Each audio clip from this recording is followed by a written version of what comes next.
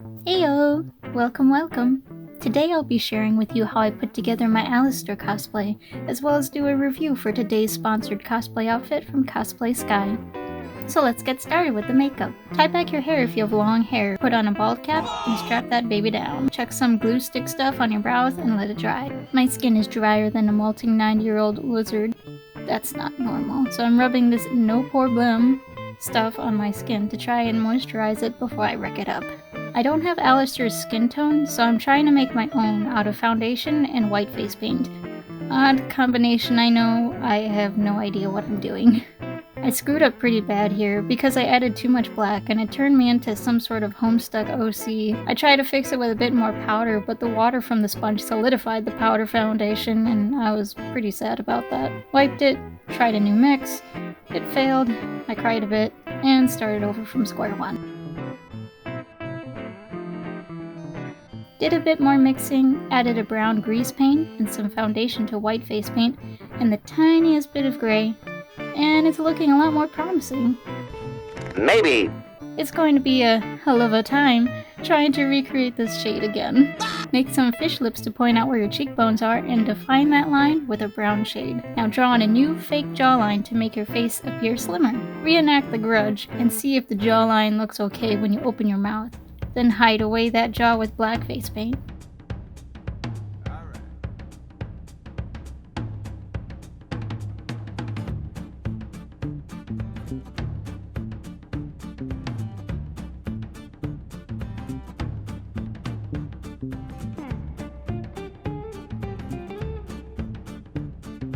Smile awkwardly at the mirror a few times to check the jawline again and fix up any weird lines.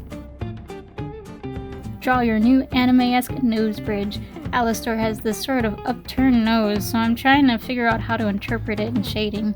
I'm struggling a little bit to find a shading that makes it look similar.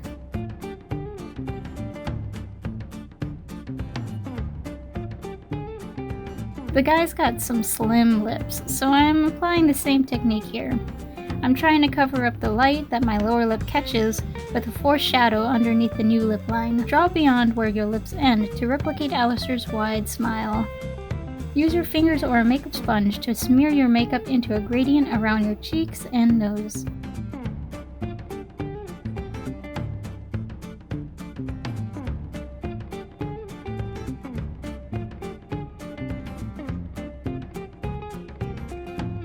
Alastor's brow expressions change a lot, so I'm picking the brows from this image to replicate. I put the base of the brow where mine naturally starts, so I have a bit more control over how I emote the eyes.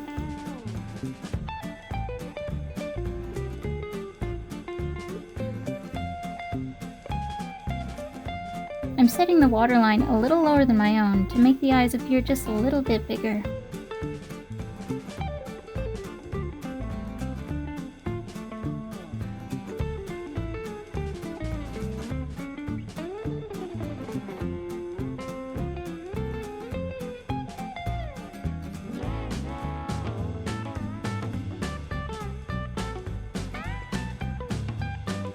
Looking closely at the reference, you see that all of Alastor's upper eyelid is red, but there's a defined crease near the eyebrow. Gotta get those heavy bedroom eyes just right. It's still looking flat, so I'm adding bolder gradient shadows around the eyelids and any drawn creases to make it look more set into the face and add the illusion of depth. More! Jesus Christ, Aaron! More! Time to add eyeliner. Watch me go possessed for a split second while I try to draw as close to my eyeball as possible. Nice. Time for highlights. I'm gonna add on that extra shade of red under the brows.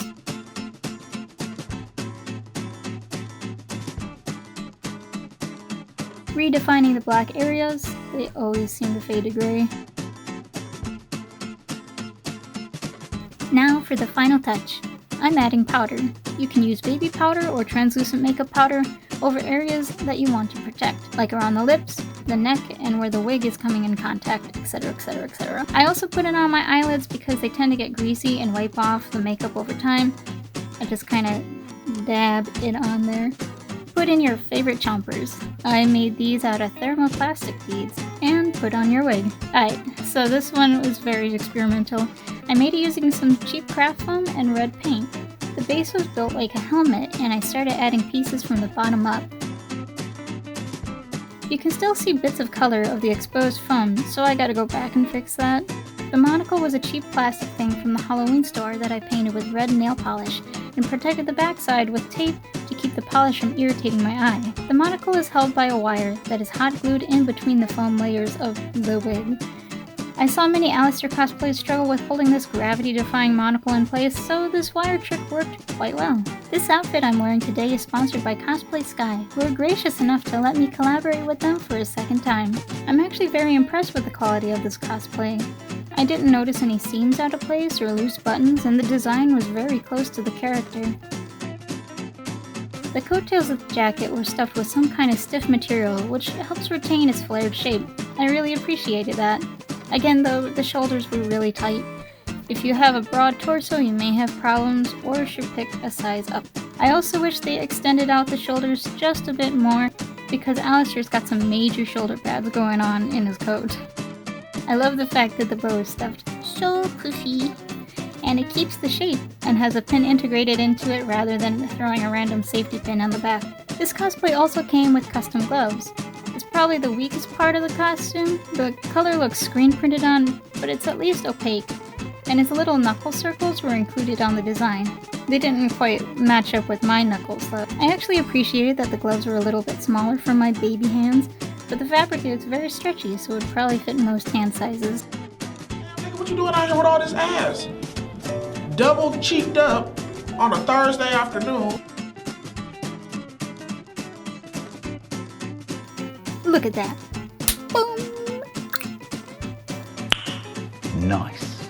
Overall, I was very satisfied with this cosplay, and I felt it portrayed the character well. Thank you for tuning in to this tutorial and review.